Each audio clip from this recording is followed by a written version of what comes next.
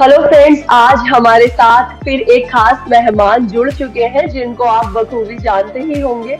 और लापतागंज के फैंस ने इनको एक अब असली नाम इनका छोड़कर बिल्कुल एक एलिजाबेथ यादव के नाम से भी इनको जाना जाता है। इन्होंने अक्षय कुमार और अमिताभ बच्चन के साथ साथ बाकी कई बड़ी फिल्मों में काम किया है।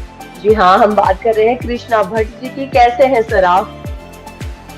मैं एकदम बढ़िया हूँ, फर्स्ट क्लास। आप बताइए, आप कैसे हैं? बस सर एकदम बढ़िया। सर सबसे पहले ये जानना चाहेंगे, मतलब आपका सफर बहुत लंबा रहा, जितना हमने आपके बारे में जी जाना, पढ़ा। और साउथ से आपका करियर शुरू ही हुआ था कह सकते हैं। उसके बाद दिल्ली आया, फिर सपनों के शहर मुंबई। तो कैसा रहा कुल मिलाकर ये सारा सफर?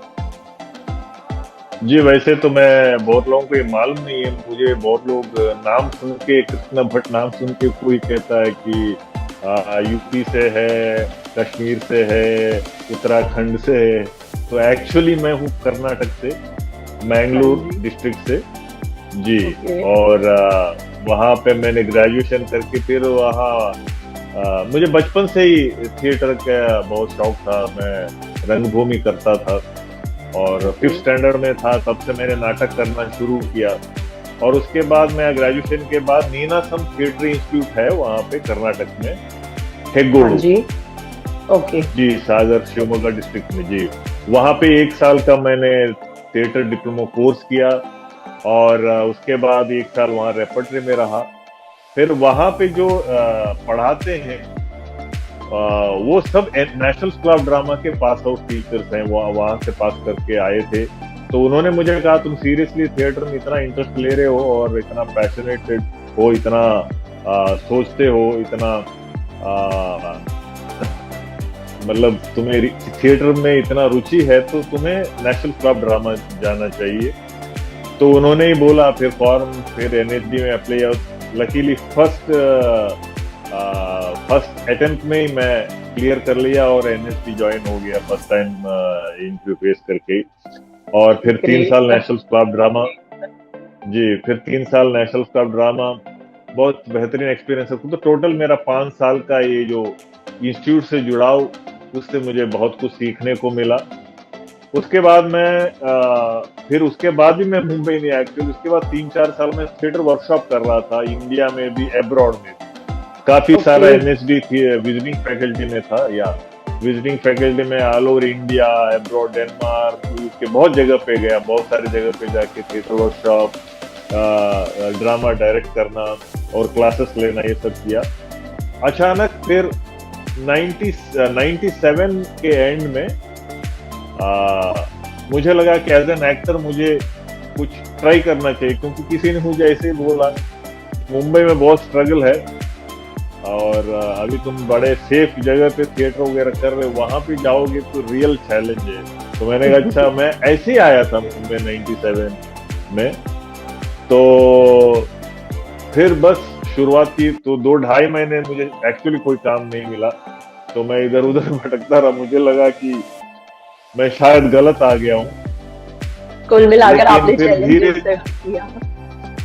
जी जी, तो ये था नहीं कि, क्योंकि मेरा कभी ऐसा एक्चुअली नहीं था कि मैं मुंबई आऊंगा, या मैं या तो कर्नाटक में, बेंगलुरु में वहां कुछ करना चाहता था। लेकिन फाइनली मुझे लगा कि शायद मैं, क्योंकि हिंदी में अगर कुछ काम करूंगा तो सब लोग देखेंगे काम को। तो बिल्कुल। इसलिए मैंने सोचा कि जी, मैंने मैं मुंबई का रुख किया। और फिर 2.5 महीने के बाद धीरे धीरे कुछ कुछ काम मिलने लगा। तो मैं एक्चुअली उस वक्त, उस दिन एक दिन मैंने, क्योंकि उस वक्त मोबाइल वोबाइल था नहीं, हाँ और जी। मैं, मेरे पिताजी को खत ही लिख रहा था कि मैं मुंबई तो आ गया, लेकिन मुझे लगता है मैं गलत आ गया, मैं जो कर रहा था वही सही था। तो जी सर, मैं अभी बिल्कुल ये सोच रहा हूँ कि सवाल क्या बस मेरा करूँ। अभी होने वाला था कि आपकी लाइफ में एक ऐसा भी पॉइंट आया था जब आपने बिल्कुल ही मतलब त्याग दी थी चीजें और सोचा था, मतलब हिम्मत हार चुके थे आप। जी, 2-2.5 महीना मुझे लगा कि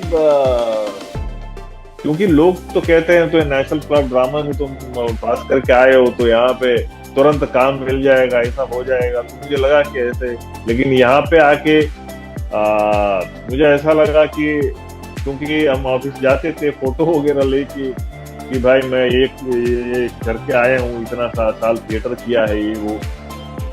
लेकिन हाँ, 2.5 महीने के बाद मैंने खत लिख ही रहा था, तब मेरे पास एक पेजर था, उस वक्त मोबाइल तो था नहीं। तो वो उसका मैं जहीं कहीं पे फोटो दे के आया वो ऑफिस से, एक मुझे मैसेज आया कि आपका एक एपिसोड का एक कैरेक्टर के लिए हमने सिलेक्ट किया है। तो वो किया। उसके बाद एक और मैसेज आया। ऐसे धीरे धीरे धीरे धीरे धीरे धीरे जो है सिलसिला शुरू हुआ। जिस दिन मैंने ये सोचा था कि शायद मैं मुंबई से वापस जाऊंगा, उसी दिन मुझे, ये बहुत कोइंसिडेंट है, उसी दिन मुझे काम आना शुरू हुआ। फिर सिलसिला, फिर एड मतलब वही फिल्म, फिर ऊपर वाले के फिल्म। यहाँ देर है अंधेर नहीं। जी। तो इस तरह से धीरे धीरे धीरे धीरे धीरे छोटा मोटा रोल, फिर ऐसे करते करते करते करते करते फिर अभी तो हो गया, कितने साल हो गए अभी, 26 ईयर्स, 26 साल हो गए अभी मुंबई साल फिल्म इंडस्ट्री में काम करते हुए। जी। बहुत बड़ी बात है सर, तो बहुत बस, बड़ी बात है। हाँ, मैंने कमल हासन जी के साथ साथ काम किया भाई एक फिल्म में। वो बहुत जबरदस्त एक्सपीरियंस रहा, बहुत अच्छा लगा, क्योंकि मैं बचपन से उनको फिल्मों में देखता आया था, क्योंकि मैं साउथ का हूँ ज्यादा, मैं उस साउथ की फिल्म देखता था। तो मेरा बड़ा मन था कि उनके साथ कभी मैं स्क्रीन शेयर करूं, तो वो एक मौका मिला उस फिल्म तो में, तो आपका बड़ा ये अच्छा सपना एक्सपीरियंस पूरा। है। जी। और मैंने बच्चन साहब के साथ चीनी कम में किया, वो भी बेहतरीन एक्सपीरियंस था। सारे फिल्म में जितने मैंने लेडी टेलर फिल्म की, मैं राजपाल यादव लीड रोल में थे, और एक द कैंप करके एक फिल्म की, मैं और संजय मिश्रा जी साथ में लीड रोल में थे। तो ऐसे बहुत सारे फिल्म है, हर फिल्म में मैं क्या है, मैं कोई भी किरदार 2 सीन हो, 4 सीन हो, पूरे फिल्म में हो, लीड रोल हो, तो मैं उस कैरेक्टर को जीने की कोशिश करता हूँ। तो मैं हर क्षण को एंजॉय करता हूँ। तो एक्चुअली तो मेरे लिए हर फिल्म, हर किरदार बहुत प्रिय है। सर आपकी लाइफ में ऐसा भी था जब आपको एक तमिल फिल्म का ऑफर आया था और आपको तमिल भाषा भी नहीं आती थी, लेकिन आपने वो रोल इतना बखूबी किया था, जब सब लोगों को लगता था कि आपको तमिल आती है, आपने झूठ बोला है कि आपको तमिल नहीं आती। सर उस वाक्य के बारे जी, में वो जानिए। एक्चुअली, हाँ वही, वो कमल हासन जी के साथ जो फिल्म किया था मैंने, तो वही अभय फिल्म। तो मुझे एक्चुअली उस पता नहीं था कि वो बाई लैंग्वेज में वो फिल्म कर रहे हैं कि हिंदी और तमिल में भी। तो मैंने, पहला सीन था मेरा, फर्स्ट सीन, और कमल जी सामने थे, और पूरे सीन में मेरा ही डायलॉग था ज्यादातर, फुल एक पेज का। तो हमने हिंदी में किया, टेक ओके हो गया। फिर वो असिस्टेंट डायरेक्टर आए मेरे पास, उन्होंने कुछ लिखा वो दिया, इंग्लिश में लिखा हुआ। तो मैंने कहा ये क्या है? बोले सर ये तमिल। तो मैंने कहा तमिल में भी करना है? तो उन्होंने बोला हाँ, हम दो टेक हिंदी में भी ले रहे हैं और तमिल में भी ले रहे हैं। तो मैंने कहा मुझे तमिल तो आती नहीं है। तो कमल जी वहीं पे खड़े थे, तो बोल but you are south Indian ना? मैंने sir I am south Indian but I am from Karnataka, I am कन्नड़ी का। तो बोला नहीं नहीं हो जाएगा, don't worry take your time. तो मैंने सर गिव मी 5 मिनट। तो मैं साइड में गया, 1-2 बार पढ़ा। उस दिन एक्चुअली चमत्कार हुआ, कभी कभी हो जाता हाँ जी, चमत्कार, तो हो ही जाता है। तो बिल्कुल बिल्कुल। मैंने ऊपर वाले को याद किया, आज बचा लेना। तो मैं साइड में चला गया, और 5-10 मिनट मुझे लगे। मैं आया, और आप यकीन मानिए कि एक टेक में वो पूरा सीन मैंने कर डाला। तो उस वक्त पूरे यूनिट में सबने क्लैप किया। तो कैमरामैन जी तिरु, वो क्रेन में बैठे थे, वो नीचे आए, बोल रहे कि मुझे यकीन नहीं हो रहा है आपको तमिल नहीं आती है, आप झूठ बोल रहे हैं। तो कमल जी ने बोले नहीं नहीं नहीं, यू नो तमिल। उन्होंने मुझे ये भी बोला, कॉम्प्लीमेंट दिया कि your Tamil shot is better than Hindi. जी। तो कृष्णा जी, जितनी मुंबई की स्ट्रगल लाइफ जी, उसके बाद कुछ ऐसा आया कि मतलब ये नहीं मायने रखता कि आप एनएसडी से, नेशनल स्कूल ऑफ ड्रामा से आए हैं, बिल्कुल आपका टैलेंट ही मायने रखता है? को मौका मिलना चाहिए, तभी आप अपना टैलेंट दिखाएंगे, मेरा ये मानना है। क्योंकि मेरे साथ एक किस्सा हुआ था, मैं बहुत पहले कहीं पंजाब में कहीं शूट करने गया था। तो मैं ऐसे ही रोड पे जा रहा था, वॉक करते हुए शाम के वक्त। तो वहां पे कोई एक वो लेके ना गाना गा रहे थे। ओके। तो मैंने वो गाना सुना, तो मैंने कहा कि अद्भुत, मतलब मैं तो वहीं बैठ गया उनके पास, और सुन रहे तो रोड में बैठ के ऐसे गा रहे हैं। तो इतना कमाल का। तो मतलब मैं आज की तारीख में सूफी वगैरह गाना आता है तो उसको अगर डायरेक्ट आप रिकॉर्डिंग स्टूडियो में लेके जाएंगे तो ना कमाल के आपको मजा आएगा सुन के, लेकिन मौका नहीं। तो ऐसे हमारे देश में बहुत सारे लोग हैं जिनको शायद मौका नहीं मिलता है। तो ये मैं कहता हूँ कि इसमें किस्मत और टैलेंट, आपको मौका मिलना है तो आप 100% दे के उसमें काम कीजिए, और जो भी आपका काम है 100% दीजिए, तो आप फिर कामयाब होते हैं उसमें, आपको लोग पसंद करने लगते हैं। ये डिपेंड करता है कि मैं सिर्फ, हम कहते हैं कि एक मुकाम के पहुंचने के बाद नहीं नहीं मेहनत करने से ही सब कुछ होता है, नहीं, मैं दोनों चीजों को मानता हूँ।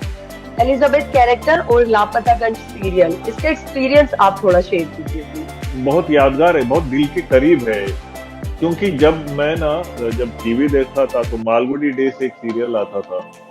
हाँ जी। वो जी, वो साउथ में के लोग, शंकर नाग जी उन्होंने बनाया, तभी है नहीं वो। तो बहुत ही टैलेंट, बहुत इतना गजब का वो सीरियल मुझे देख के इतना अच्छा लगता था कि मुझे ऐसा लगता था कि ऐसे कुछ टीवी शो होना चाहिए। तो जब इसके जो मेकर अश्विनी धीर जी, जब मुझे, क्योंकि वो already TV show telecast start हो गया था उस वक्त 3-4 महीने, तो मैंने कुछ एपिसोड्स देखे हुए थे, मुझे अच्छा लगा वो। मैंने कहा बहुत अच्छा सीरियल है। तो अचानक उनका कॉल है, क्योंकि मैं उनको जानता था। तो उन्होंने कहा कि ऐसे से एक कैरेक्टर हम इंट्रोड्यूस करने का सोच रहे हैं, तो एक बार आके मिलो। तो मैं जाके मिला तो उन्होंने कैरेक्टर सुना, तो थोड़ा सा अलग तरह कैरेक्टर था उस वक्त। तो मुझे लगा क्या है ये फिट भाई, इस तरह कैरेक्टर कैसे लगेगा। लापतागंज एक अलग तरह का उसका बैकग्राउंड है और ये है। बोले नहीं, मुझे पूरा विश्वास है कि मैंने इस तरह से उस कैरेक्टर के बारे में सोच रहा हूँ, बहुत अच्छा तुम करोगे। फिर 2-3 मीटिंग में मैंने तय किया कि ठीक है, करके देखते हैं। क्योंकि मैं उस वक्त, तब तक मैं फिल्में कर रहा था, तो मैं टीवी में सोच रहा था कि करूं कि नहीं करूं। तो मुझे वो शो बहुत अच्छा लगता था, तो मैंने ठीक है। तो मेरा 5 या 6 महीने के बाद एंट्री उस सीरियल में, मेरा कैरेक्टर एलिजाबेथ यादव को बाद में इंट्रोड्यूस किया गया, पहले 5-6 कैरेक्टर थे। जब मैं गया तो वहां पे सब लोग मेरे पहचान के थे ऑलमोस्ट। ये है कि बहुत अच्छा एक्सपीरियंस रहा लापतागंज का। सबके सब हम जब कॉस्ट्यूम और वो गेटअप में आते थे तो सेट में जाके बैठते थे, तो ऐसा लग रहा था कि हम वो किरदार हैं। ऐसा नहीं लग रहा था कि कॉस्ट्यूम, मतलब वहां बैठ हमने वो जिंदगी एक तरह से जी है, मतलब जिया है कि 4.5 साल। तो बहुत ही यादगार एक्सपीरियंस। सब कलाकार ऑलमोस्ट सब के सब थिएटर बैकग्राउंड से हैं, तो बड़ा आनंद आया। सबके गजब के एक्टर्स। आपका लापतागंज के आप फेम है, तो उसी अंदाज में एक डायलॉग हो जाए। जी, आपसे बात करके हमें बहुत अच्छा लग रहा है, और सभी दर्शकों को हम नमस्ते कहते हैं, बड़ा मजा आ रहा है। और मैं तो ये कहता हूँ कि आप सभी लोग जो भी आपके पास है उसको एंजॉय कीजिए, जो नहीं है उसके पीछे भागने से ये जो है वो भी छूट जाएगा। एक और मेरा बड़ा अच्छा था उसमें कि वो बड़ा इंटरव्यू, वो एक दिन अचानक ऐसे मेरे मुंह से निकल गया था। फिर वो ऐसे लिखने लग गए थे कि वो कैरेक्टर थे लल्लन जी पीडब्ल्यू वाले, जो राकेश श्रीवास्तव जी करते थे वो कैरेक्टर। तो उनको एक्चुअली वो जो मुकुंदी लाल की वाइफ है इंदुमती को मैंने बना दिया था दीदी, इंदू दीदी पिलाता था। तो उनकी बहन के हस्बैंड है ये लल्लन जी, बिंदुमती के हस्बैंड है। तो मैं उनको जीजा जी के, मैं मुकुंद जी को जीजा जी बोलता था। फिर अचानक एक दिन सीन करते करते मेरे मुंह से निकल गई जीजा जी की वाइफ के जीजा जी। तो मैं उनको हमेशा, फिर वो ऐसे हो गया कि मैं उनको ही बोलता था, अरे जीजा जी की वाइफ के जीजा जी हम कह रहे हैं, अब आप बोलिए। सर जी, अगर फैमिली बैकग्राउंड के बारे में जानना चाहें, कौन कौन है आपकी फैमिली, आपके परिवार में? अभी तो हम साथ में वाइफ हैं, पत्नी सीमा भट्ट, जो एक्चुअली एक तरह से आप कहें तो मेरी स्टूडेंट है। मैं वर्कशॉप करता था तो वो गोवा से बिलोंग करती है जी। वहाँ पे मैं एक थिएटर वर्कशॉप करने गया था, वहाँ मेरी स्टूडेंट थी वो। फिर हमने शादी की और वो भी एक्ट्रेस हैं। वो कभी कभी बहुत ज्यादा नहीं काम करती है लेकिन कभी कभी काम करती रहती है। काफी काम किया है पहले तो। अभी और एक बेटी है, अभी 19 साल की है, खुशी जी। और बस ये छोटी सी फैमिली है हमारे अभी मुंबई में। गांव में तो मम्मी है, पिताजी नहीं है अभी, और 2 भाई हैं, एक बहन है।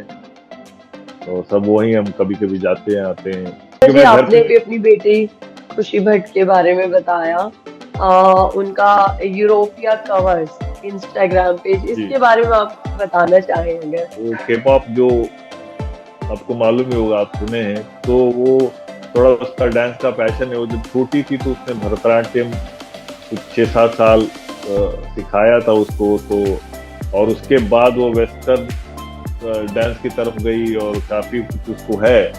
तो ये अभी खुद ही करती रहती है। तो अचानक उसके मन में आया कि उसने खुद ही स्टार्ट किया। अभी तो वो इन्फ्लुएंसर है और काफी सारी इवेंट में जाती रहती है, बहुत सारे प्रोडक्ट को वो प्रमोट करती है। अभी वैसे ही एक कंपटीशन हर साल करते हैं लोग, कोरियन एम्बेसी और इंडियन ये मिलके। इस बार शायद दिल्ली में हुआ था, पिछले बार भी गए थे। पिछले बार से ऑनलाइन, लास्ट टाइम ऑनलाइन था, कोरोना हो गया उसकी वजह से। हाँ जी। इस बार वो बहुत सारा वो क्रॉस करते करते करते सेमीफाइनल में भी जीत के आए, फिर वापस दिल्ली फाइनल के लिए गए थे। तो 3rd प्लेस इनको मिला था ऑल ओवर इंडिया से। नाइस। तो बहुत सारे जी। तो वो इस उम्र में ही काफी कुछ कर रही है वो। तो पैशन है उसका, तो हम जितना हो सकता है हम सपोर्ट करते हैं, करो। अच्छा सर, आपके कुछ राज भी कृष्णा जी, हमें पता चला है कि आप खाना बहुत टेस्टी बनाते हो और आपको खाना बनाना बहुत पसंद है। ये आपको किसने बताया? आइए कभी खिलाते हैं। जी, मैं मतलब मुझे, हाँ, मैं खाना बनाता रहे, मतलब आज तो ही ये आज ही टैलेंट मैं कहाँ फ्री से था आया? जी। ये टैलेंट देखिए, कहाँ मैं से है? इसका भी एक कारण है, क्योंकि हम जब छोटे थे हमारा एक छोटा सा रेस्टोरेंट हुआ करता था हमारे गांव में, छोटा सा कस्बे में जी। तो मैंने वही बताया कि उस वक्त 100-150 रुपए का कुछ बिजनेस होता था डेली। और रेस्टोरेंट में हम ही 3 भाई होते थे, हम ही वेटर, हम ही क्लीनर, हम ही सब कुछ। और वहीं पे खाना, इडली वड़ा, साउथ है, डोसा, ये सब सुबह 5 बजे उठ के फिर वो सब करके हम स्कूल जाते थे। स्कूल से लौट के आके फिर वही होटल में काम करते थे। तो मुझे कोई रिग्रेट नहीं है ऐसा, क्योंकि उसी वजह से आज हम यहाँ तक पहुंच पाए हैं, स्ट्रांग है। सिंगिंग का भी, आपको गाने का भी बहुत शौक है? नहीं, गाना मैंने कभी सीखा नहीं एक्चुअली, लेकिन मेरे लिए एक तरह से ऑक्सीजन है म्यूजिक जो है।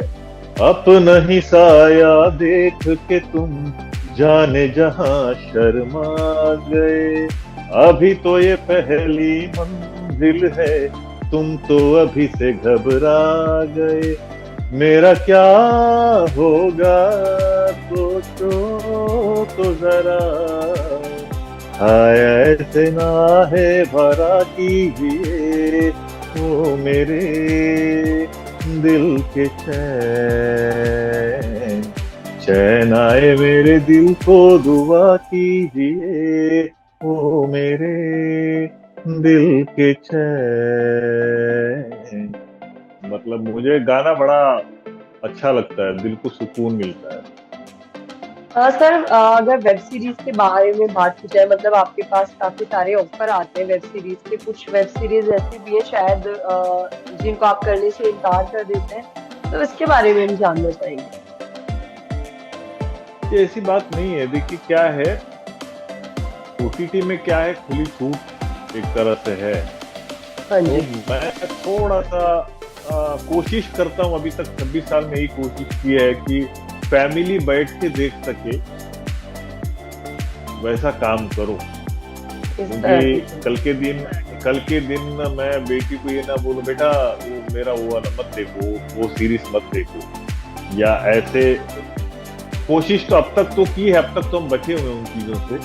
तो अब देखते हैं क्या होता है, क्योंकि थोड़ा सा मैं कंफर्टेबल नहीं रहता हूँ कि थोड़ा सा ये गाली और थोड़ा सा इस तरह के सीन्स और ये सब थोड़ा सा मैं उससे बचता हूँ। अगर कोई ऐसा कैरेक्टर है कि मतलब, क्योंकि ऐसे कैरेक्टर हमारे इर्द गिर्द हैं तो वो गाली से ही बात करते हैं, अगर उसका ऐसा कैरेक्टर है तो उसको करने में कोई प्रॉब्लम, लेकिन जो होता है ना वो मसाला डालने के लिए डाल दिया गया है, वैसे वाले से मैं बचने की कोशिश करता हूँ। तो इसलिए कभी कभी मना करना पड़ता है। मेन बात है कि अंदर से आपको आवाज नहीं आती है कि ऐसा कुछ मैं करूं, ऐसे चीजें करूं। तो ठीक है, अभी 3-4 फिल्म है रिलीज के लिए। एक लव यू पप्पू एक फिल्म है जिसमें मैंने टाइटल रोल किया है, पता नहीं वो कब रिलीज हो, क्योंकि हम एज एन एक्टर हम तो सिर्फ काम करते हैं, बाकी मार्केटिंग रिलीज ये सब प्रोड्यूसर डायरेक्टर उनके हाथ में, मेनली प्रोड्यूसर। तो और एक फिल्म है मनीहार, और एक फिल्म है लेके फोर। तो ऐसे कुछ है फिल्में तो रिलीज होगी। अभी एक और किया है वेब सीरीज हंसे तो फंसे, उसमें भी लीड रोल में, वही लीड रोल मैंने किया हुआ है।